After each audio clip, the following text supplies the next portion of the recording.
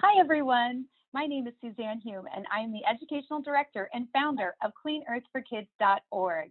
I'm really excited because our Clean Earth for Kids Champion 2020 Assemblymember Al Muratsuchi is in the house. He's here with us tonight, and we are so excited, and his staff member Andrew as well. So it always takes a great staff behind the scenes as well to make sure it all goes great. So thank you so much for being here. We're excited to ask you some questions and just hear about the important work that you do that is so meaningful to us. So I'd like to start by introducing Leanna. Thank you, Suzanne. Hi, everyone. My name is Leanna, and I lead Team 1, which is about climate action plans, renewable energy, and sustainability. And before we start our panel discussion tonight, we're all just going to briefly introduce ourselves to the Assembly member and obviously the audience, of course. So I will start with Judith. Hello, my name is Judith, and I'm an artist with CleanEarthForKids.org, and I'm also on Team 3, which focuses on clean air because kids breathe here.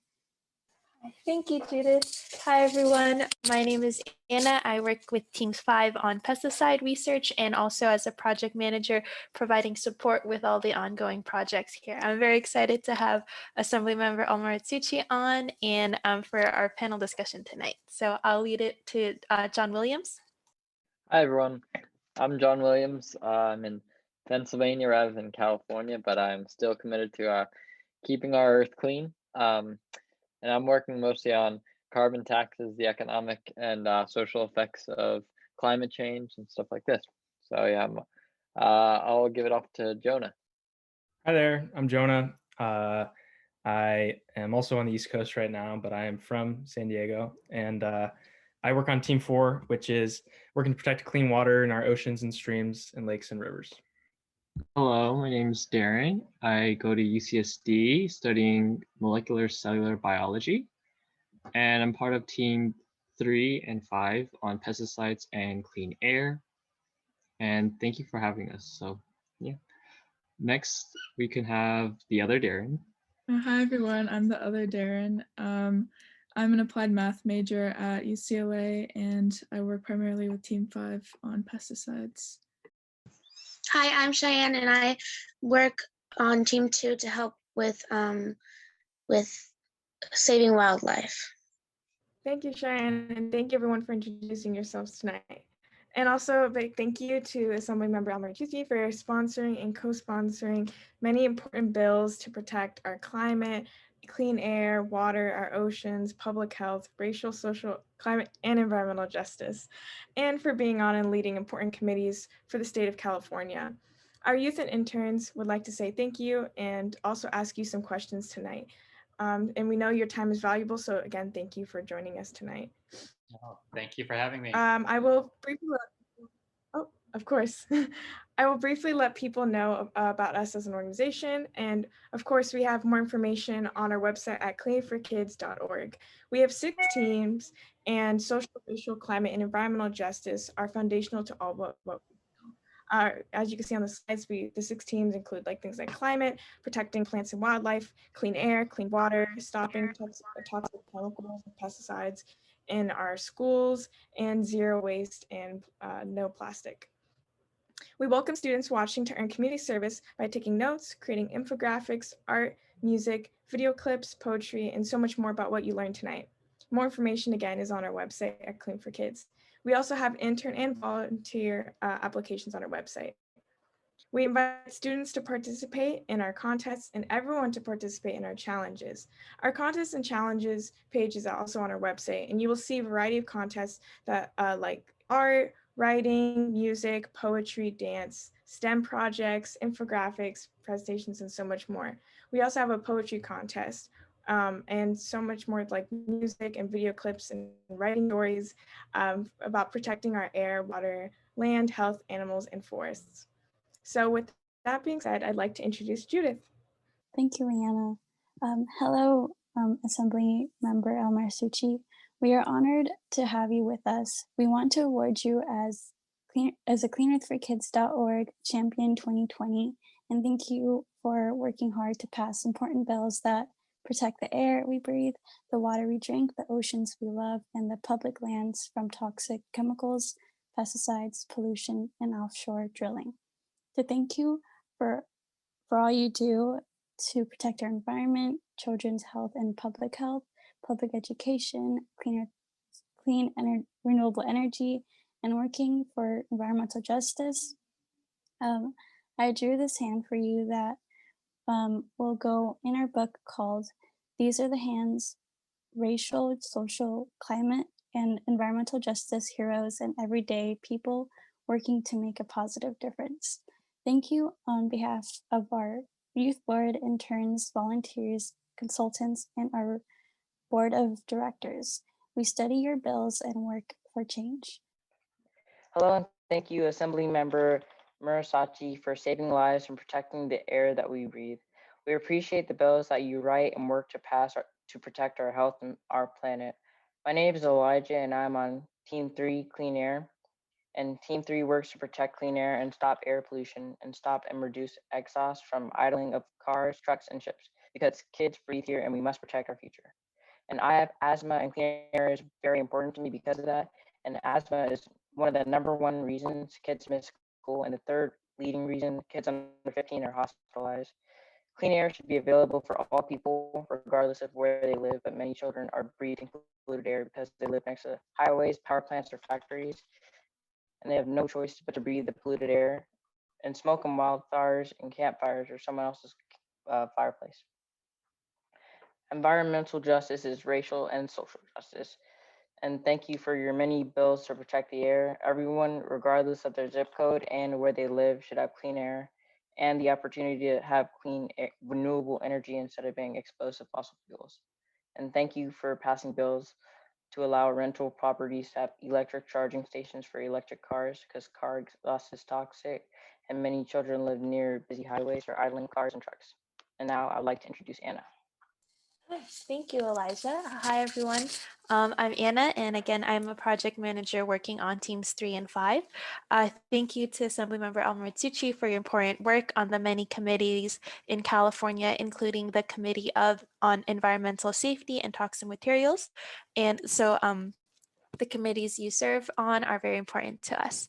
We are very grateful for you writing and working to pass AB 345, your bill to establish buffer zones of 2,500 feet from toxic oil and gas. This would protect people from breathing toxic oil and gas fumes. Over 5 million Californians live within 1 mile of an oil or gas well, and 92% of them are people of color. Thank you again for your bill. We stand with groups like Mothers Out Front, Earth Justice, the Sierra Club, Surfrider, Fossil Free California, Greenpeace, NRDC, California Justice Alliance, Voices in Solidarity Against Neighborhood Drilling, 350.org, and many organizations working so hard to protect lives, clean air, and our future.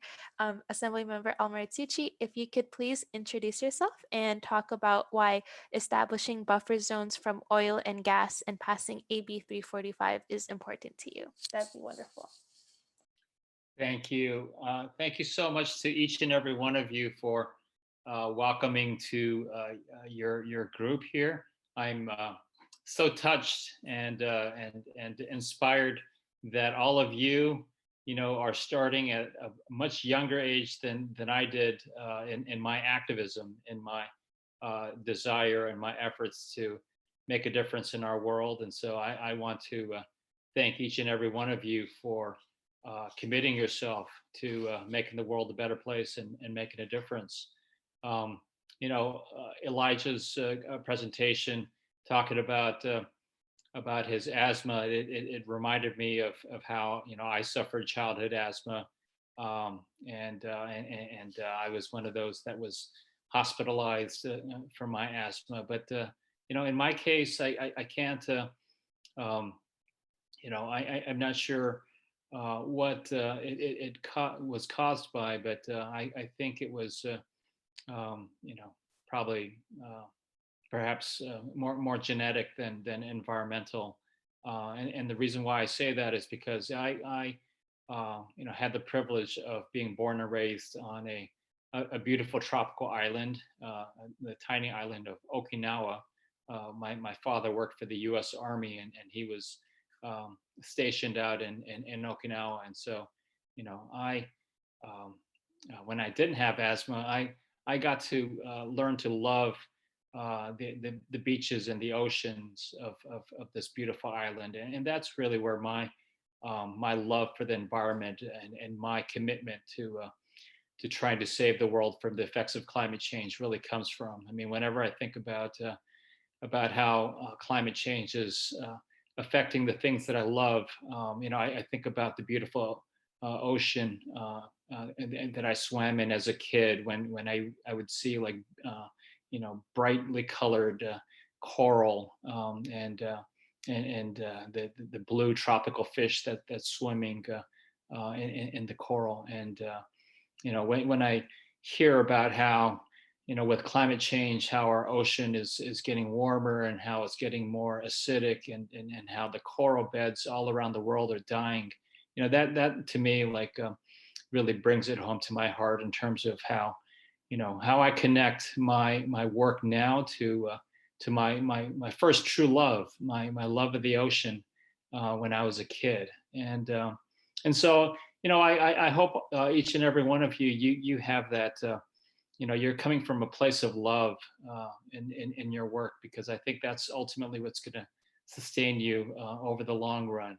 I hope that you're just beginning a lifetime of activism to make a difference and to save the world, and that is I hope is coming from a place of love, whether it's your friends, your family, your community, or the beautiful things in the world that we want to make sure that we preserve and protect and pass it on to our children and grandchildren. Anna, you asked me about I think you asked me about why I introduced AB 345. Yes, and so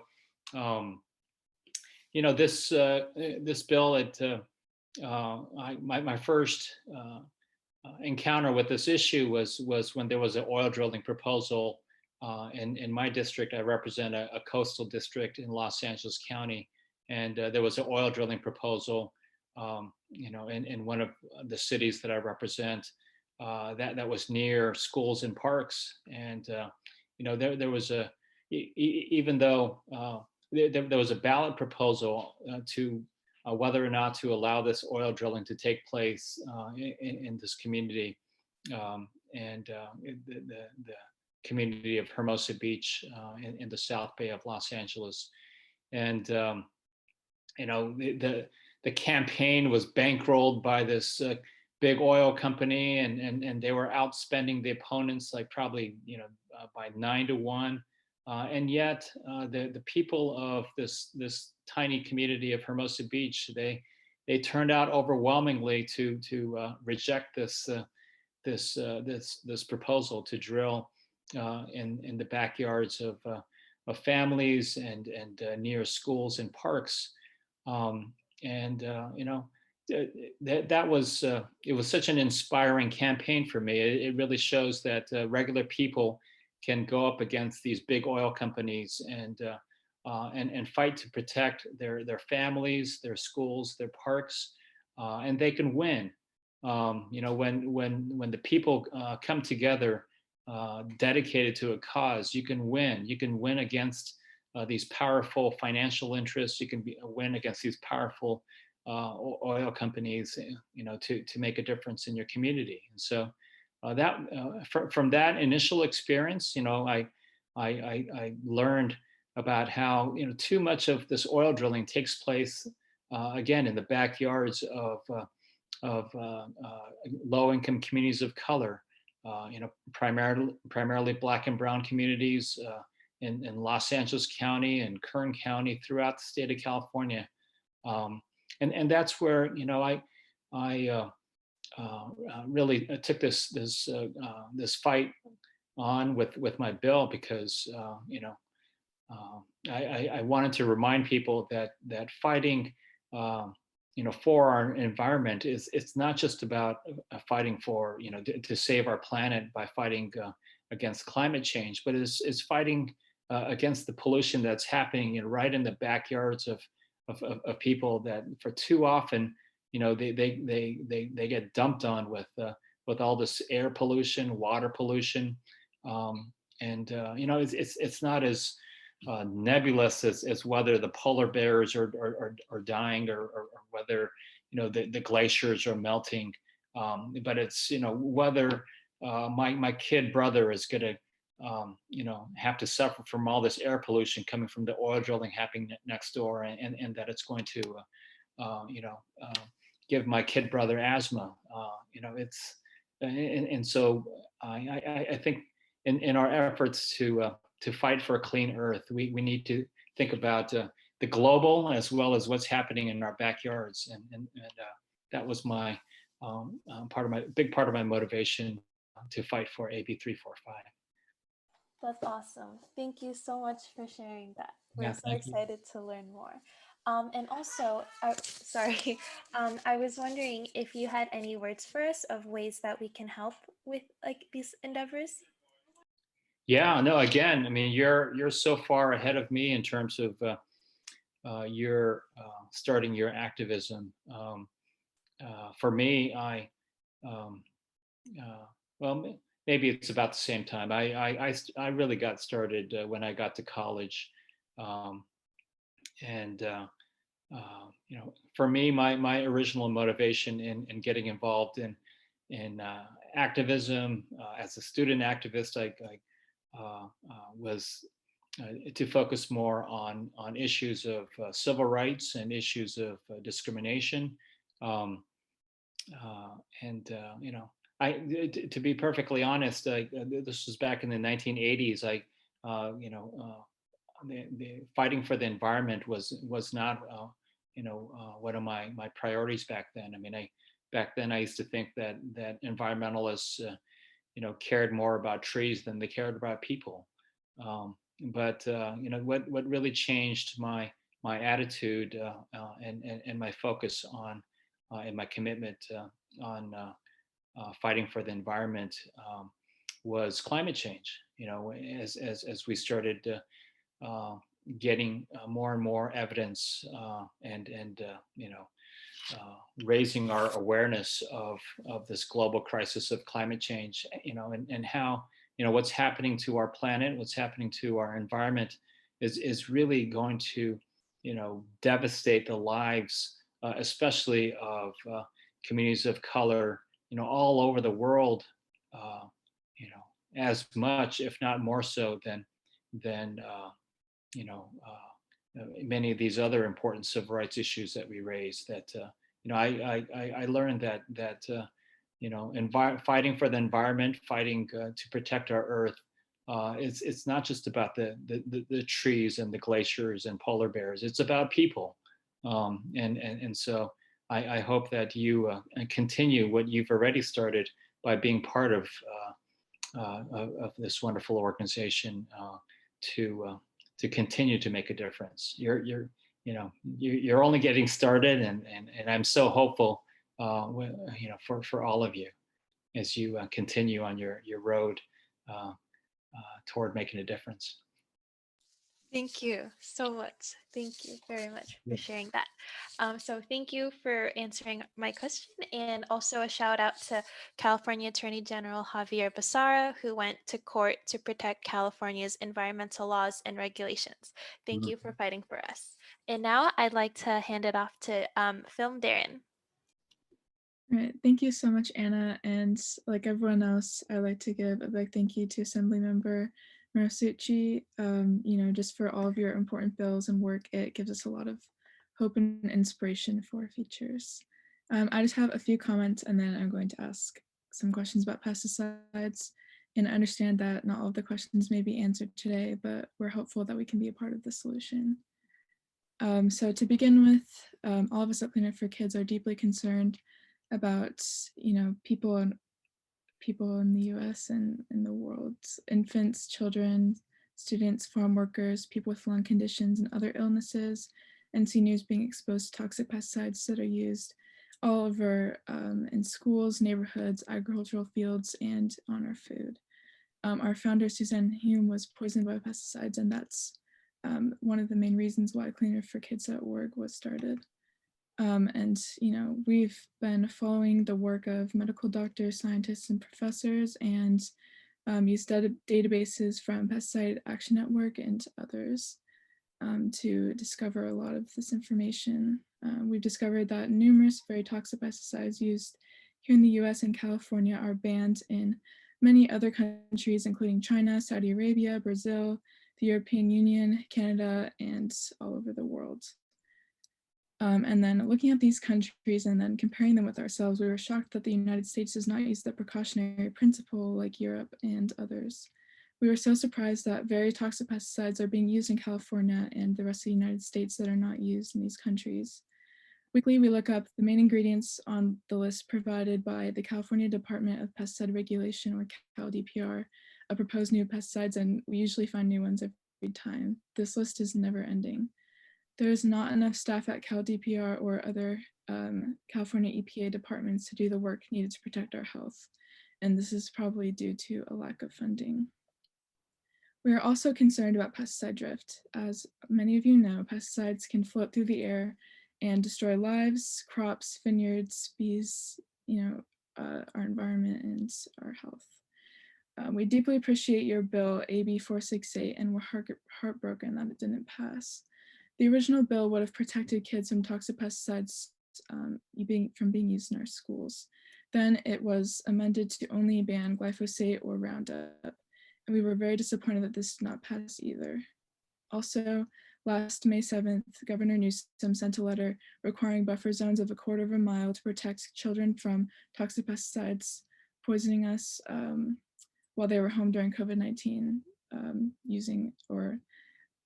while following the stay-at-home orders. Pesticides are a public health, racial, and social issue, as well as a climate and environmental justice issue. We're concerned about the farm workers directly exposed to pesticides and the fact that studies show farm workers who are majorly Latino or majority Latino underreport pesticide illnesses and injuries because most are seasonal workers that reapply for their jobs the following season is very concerning to us as well. We are pleased that CalDPR, Department of Pesticides, is working to improve the pesticide illness survey and discussing ways to help increase awareness of pesticide symptoms by medical professionals. We want to make sure that farm workers are not directly or indirectly penalized for reporting. Research shows that farm workers underreport for fear of not being asked back the following season. If you could let us know if there are plans to reintroduce a bill like AB 468 to eliminate and reduce toxic pesticides at schools, and if buffer zones from toxic pesticides can continue to protect children and infants of 1/4 mile or hopefully a greater distance all year after schools return, that would be great. Yes, thank you, Darren. I wish that all of my colleagues in the legislature were as well informed as you are about the health impacts of toxic chemicals contained in pesticides. Unfortunately, that bill that you mentioned, my efforts to try to protect kids in schools from pesticides, was killed basically by powerful special interests, that care more about protecting their businesses, protecting their farms, even at the expense of human health and lives. So I have not given up, and I will not give up. I should have shared with you earlier that a lot of my work is inspired by my desire to protect my own family, and I have a 6th grade daughter who's in the bedroom right next door to me doing her distance learning, as I'm sure many of you are doing. I know it's not as fun as being in school, but I was so happy when she was talking with a friend about how she was going to oppose the spraying of Roundup in our condominium complex here, and how she was going to challenge her homeowners association. I think it's just that kind of educating people and raising their awareness about the health impacts of pesticide use of things like Roundup, that ultimately is going to change things. I ran into a lot of legislators. I don't know if you can hear my dog barking, but I run into a lot of legislators who also, even supposedly progressive liberal legislators who say that the science is not clear on pesticides. And so, we need to make sure that we continue to work with our scientists to make the evidence clear. Everyone's talking about how we need to believe in science. We need to trust the science. And so that's where, it's important for all of us to not only, learn how to run campaigns, to change laws and so forth, but we also need to recognize the importance of our scientists, who conduct the research that provides us with the ammunition to make a stronger case to do things like banning Roundup and glyphosate. Thank you very much. Thank you. Now Leanna would like to ask a question. Yeah, just one more question, if you don't mind. Another question is, how can we best appeal for like more funding and regulations as just regular citizens? Like, what are some strategies or things that we can do to get that funding for certain regulations and so forth, and just the regulations themselves? Yeah, I think, in a democratic process, we all need to speak up for what is important to us. And so, for you to, for each and every one of you to speak up, to contact your elected officials at the local level. If you're concerned about pesticide use at your schools, you can contact your local school board, and your city council. If you want state laws passed to try to ban these pesticides or other toxic chemicals, you can contact your state and federal legislators.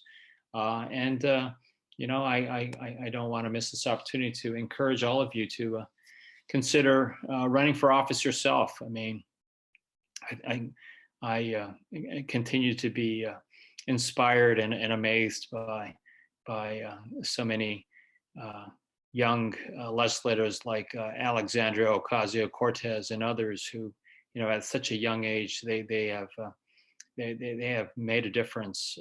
They have already changed the world in so many different ways, and each and every one of us, we have that potential to make that impact, to make that difference, and so I want to encourage all of you to consider. And not everyone has to run for office. There are a lot of different ways. In fact, there are many people. There are countless people that have made a bigger difference than any politician. And so I don't want to sound like you have to run for office in order to make change and make a difference. There's so many different ways to make a difference. I mean, being an educator, starting programs like Clean Earth for Kids, like Ms. Hume. I mean, she is changing the lives of all of you, and you're all going to go on and change the lives of many other people. So that is one of the biggest powers of educators and organizers. So there are many different ways of making a difference. But the bottom line is that we need to care, and we need to care enough to take action to make a difference. Thank you so much. And thank you for reiterating the power of just, contacting local legislation. I think a lot of us, and just in general, like as a country, we get very tied up in, the federal politics that we forget about the local politics as well, and how we can get more involved there. So thank you again for that advice. Yeah. We hope to be a part of the solutions as well. And just thank you for everything. And I will pass it on to Jonah. Thanks, everyone. Thank you so much, Assemblymember, for joining us. I have a follow-up question regarding the use of pesticides. specifically a class of pesticides called neonicotinoids, which are a class of neurotoxic pesticide that has very likely led to the significant nationwide loss of pollinators, especially honeybees, in recent years. Similar to other pesticides, neonicotinoids are able to drift through the air, potentially poisoning not only pollinators, but also people for miles around.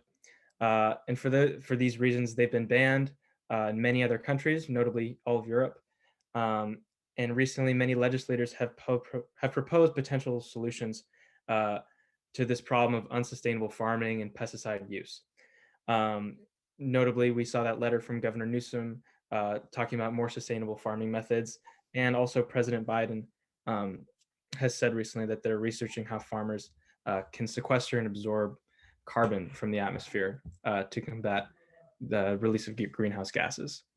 But returning to neonicotinoids, we've seen some legislation proposed to work to resolve these issues, including the Protecting America's Children from Toxic Pesticides Act, introduced by former Senator Tom Udall of New Mexico, and also SAPA, Save America's Pollinators Act, introduced by Congressperson Earl Blumenauer from Oregon. So my question for you is it possible that we'll see legislation working to ban pesticides, or notably neonicotinoids, in the near future?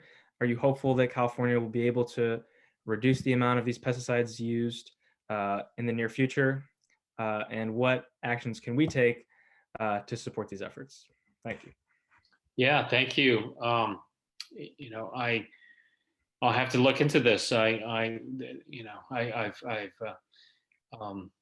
looked into to Roundup and glyphosate. I've looked into, last year I was able to get a bill, one of my bills signed into law to ban a list of toxic chemicals from cosmetics and personal care products. There's just so much work to be done, and so little time, and so I think for elected officials, it's we respond to people like you that raise the issue and make it a priority. I'll have to look into it, but in the meantime, I think if you contact your local elected officials and basically, like John Lewis, former Congressman John Lewis, says, cause some good trouble, cause a ruckus to make it a priority, because change doesn't happen unless people are willing to stir things up. And so, thank you for raising this issue. I'll have to look into it further. Of course, thank you so much. Also, thank you for, I think it's already been stated, but thank you for those bills that you proposed, especially AB 1775, opposing the Trump administration's effort to do offshore drilling off of California's coast. Being from San Diego, that's a matter that especially hits close to home for me. So just from a personal level, I just want to thank you for that. Also, thank you for, as we already talked about, fighting oil drilling in Hermosa Beach. Thank you as well for your work to pass AB 342 in 2019, helping protect state lands in California that were federally protected from being leased for oil and gas drilling. So thank you so much for all those things. Next is Hannah. Hi, I'm Hannah. Thank you, Jonah. So I'll be talking about parks.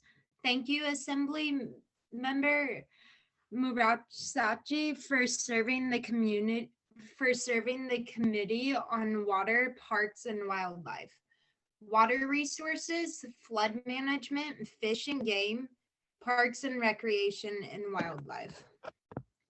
As you know, many urban areas and cities and disadvantaged neighborhoods do not have access to parks, green space, and are subjected to hazardous waste and toxic chemicals and pollution. Knowing that children need time outdoors in green spaces How can we support your committee? All right. Well, again, I mean, I'm actually just newly appointed to the Water Parks and Wildlife Committee, and so, I'm looking forward to delving into new set of issues. But clearly, I mean, this is not my first time working on some of these issues. I just haven't served on this committee. But Hannah, like you said, I mean, we all need parks. We all need nature to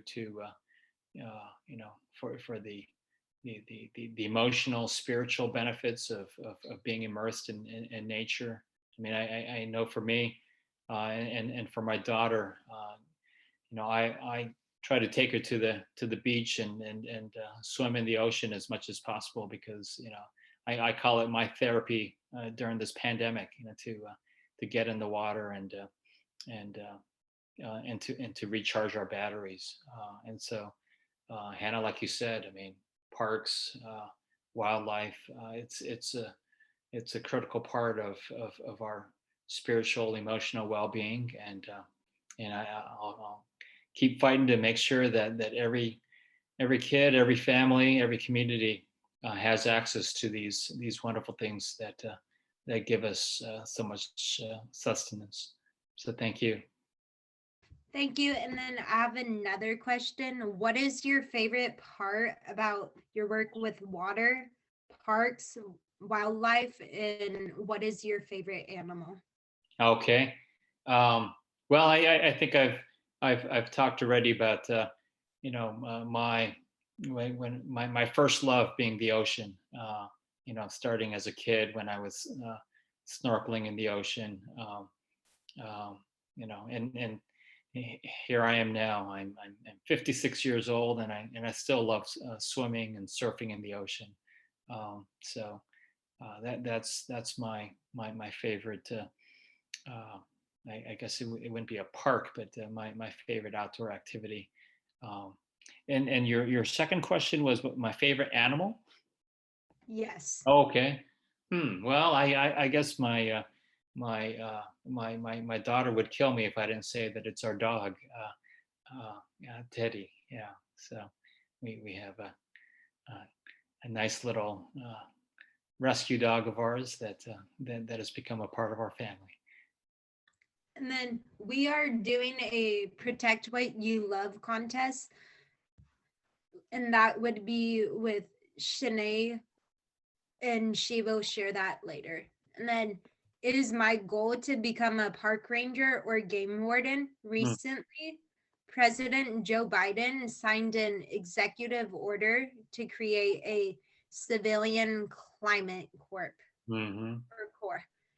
to provide good jobs for young people and train them to do environmentally and friendly careers to restore public lands and waters, plant trees, improve access to parks, and work on natural solutions for climate change. Yeah, that's great. Good luck. I hope to see you in a park that you're working at in the future. Thank you. And then President Biden is calling the CC, or the Civilian Climate Corps, like the New Deal we studied in history. We are so excited that President Biden has pledged to do the 30 by 30 plan to conserve at least 30% of our national lands and oceans by 2030. This is what 50 other countries have signed to do as well. And we are so happy that in California last October, Governor Newsom made an executive order in California to create a new biodiversity collaborative to conserve 30% of its land and coastal waters. Can you tell us why this is important to you and what actions will take place to make sure this will happen in California?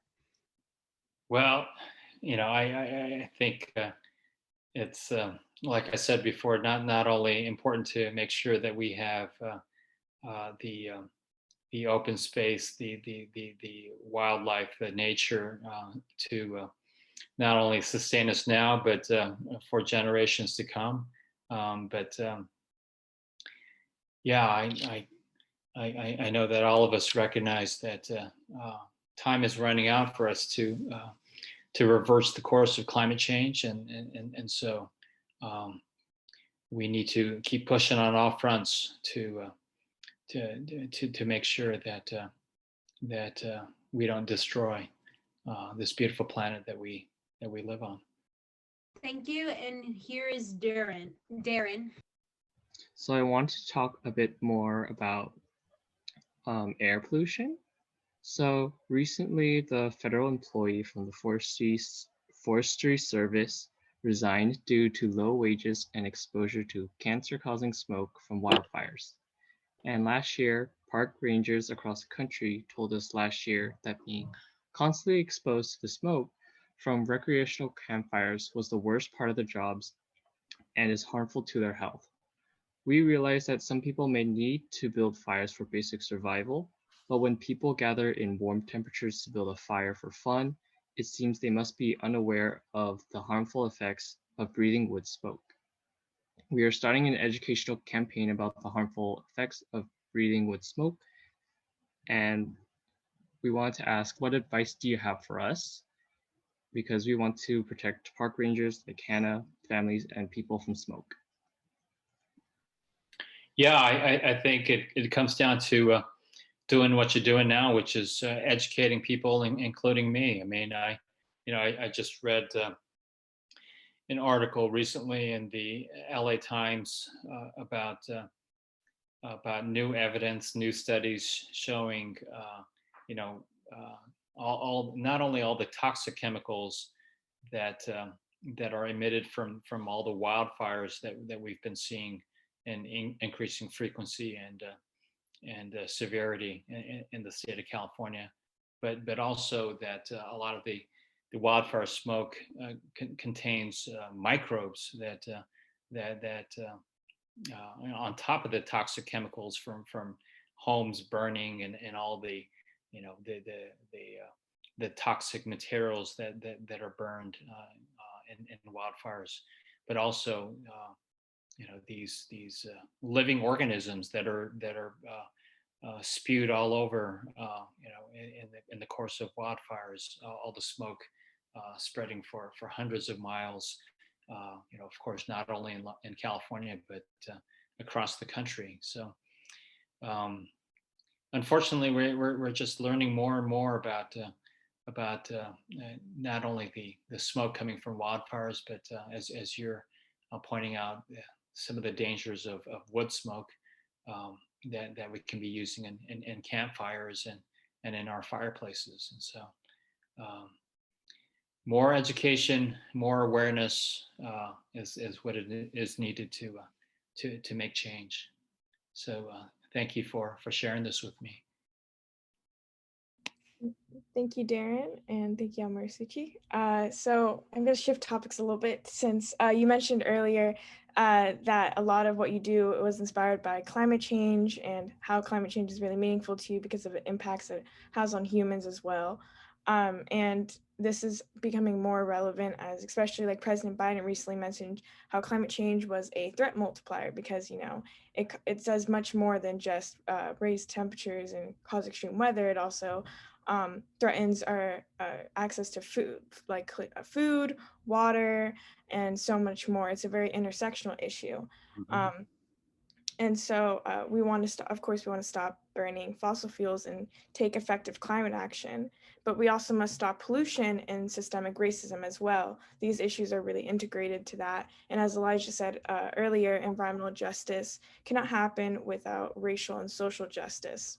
And communities are also suffering underneath the weight of terrible air pollution and water pollution and lack of food security as well.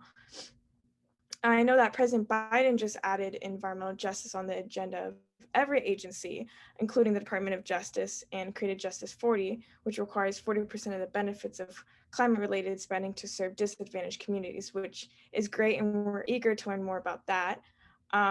but just out of curiosity, do you think the state of California will also add environmental justice to each department? And is there a bill being proposed around that? And additionally, do you support passing climate emergencies in cities and in the state of California, as over 1,000 cities in the United States have already done so, including some in San Diego here, that we've been working closely with to make sure that happens? Okay, I'm not sure I caught the tail end of your question, but I think I heard whether I support making environmental justice a priority in all cities. Was that your question? Oh, sorry if I No. would talk fast. If you believe that the state of California will also add environmental justice to each department as President Biden has done so on the federal level. Mm-hmm. Well, you know, I certainly think that that making environmental justice a fundamental part of the mission and the activities of every department is important. I think you know there was some recent developments where you know a long time leader in the state of California in the fight against climate change was denied an opportunity to be President Biden's Environmental Protection Agency director, and that was because of the protests that were raised by a lot of the environmental justice groups that she you know, while she did great things in fighting climate change, that she didn't do enough in fighting for environmental justice to make sure that frontline communities were protected from the harmful effects of pollution in their backyards. So, you know, sometimes, you know, even among people that you would think would be allies, that you know, we all have times to agree and there are times to disagree, but clearly the priority given to environmental justice is becoming a higher priority, and I certainly support that. You know, my efforts to establish an oil drilling setback from the backyards of communities of color in particular is one example of the type of environmental justice that we need to continue to fight. And so I certainly support the mission and the goal of making environmental justice a higher priority. You know, I'm sorry, but I need to catch a flight to go back to work in a couple minutes, and so I just wanted to give Ms. Hume and all of you a heads up that I have a couple minutes that I need to try to wrap things up here. Thank you so much. Thank you so much for this amazing time, and we've enjoyed it so much. I know that Cheyenne and John Williams have not had a chance to ask anything, so we can get your follow-up later, but perhaps they can ask their questions now. Yeah. So, yeah, John Williams, would you like to? Oh, my screen just went blip. Anyway, sorry about that. So that's okay. So John Williams, would you like to ask your question? And then we can get his response off the air. Go ahead. Yeah, sure. Well, I just want to say, first off, thanks for all your work and public educational funding. You have all these great bills, and we support them all here at Clean Earth for Kids. I was wondering if you could tell us about one bill you really wish had passed, and what you think needs to be done, you know, to maybe edit and then pass this bill in the near future. Mm. Okay, well. Okay. Yeah, Do you want to wait? Do you want to wait to answer the question? And then and we can have Cheyenne ask her question real quick, because I definitely don't want you to miss the question. So we'll take that question off the air. Cheyenne and Michael. Cheyenne, do you want to share what you were going to say? Do you mean if I have any questions? Because I don't have any questions. Would you like to share what you were going to say today? Okay. So do you want me to talk about the protect what you love? Sure, whatever you'd like to. And you can hold up your pictures that you've drawn if you'd like. And we'll go to the different slide real quick. So go ahead and do that. Okay. So I made this protect what you love poster. And so you can protect what you love by sending us your picture or drawing of what you love and why you should protect it. Let's work together to protect our forests, national parks, wildlife, clean water, clean air, oceans, rivers, streams, and our health. You take a picture or draw or write about what your favorite animal or place or why you should protect it. You can post on our website and social media to bring awareness to work protecting nature in our environment. All right. That's great. Do you want to hold up your no idling sign that you made? And also if Michael wants to say hi real quick, we can do that. Wow, awesome. That's great. That looks great. So we have a contest and they can tell you about it more later. That we have, all kinds of contests. Michael, oh, that was so nice. Michael, would you like to share something about, do you want to talk about how you're so happy that, that your animals in the Arctic are protected because President Biden stopped the drilling in the Arctic? Or would you like to talk about a favorite animal? Would you like to do that? And then we're all sorry that your foot was hurt today and you're so brave to be on here right now. So thank you so much for doing that.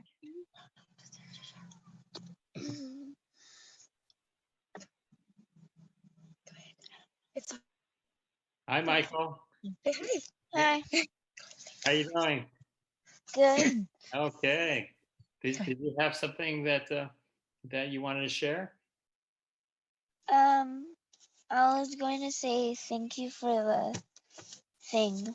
Thank you for what you do for us. All right. Well, thank you, Michael, for being part of this wonderful group, and I hope you keep at it. Yeah. Thank you. He's doing a great job. Yes, thank you so much. I know you need to hop off and get on your flight. We're so grateful to you. Thank you so much, and we love your work, and we're just your biggest fans. So we would love to follow up, and we're so excited. We hope that you like Judith's drawing with all of the important things on the hand, and that you'll be so excited that you're going to be in the book that we're writing. So we're writing a couple books, but that one, for example, as an environmental justice warrior, and of course, as Elijah said, environmental justice is racial justice, and it's also social justice and climate justice. We've all learned so much today, and we're just so excited. So we'd love for you at any time. Just please know you can check in with us.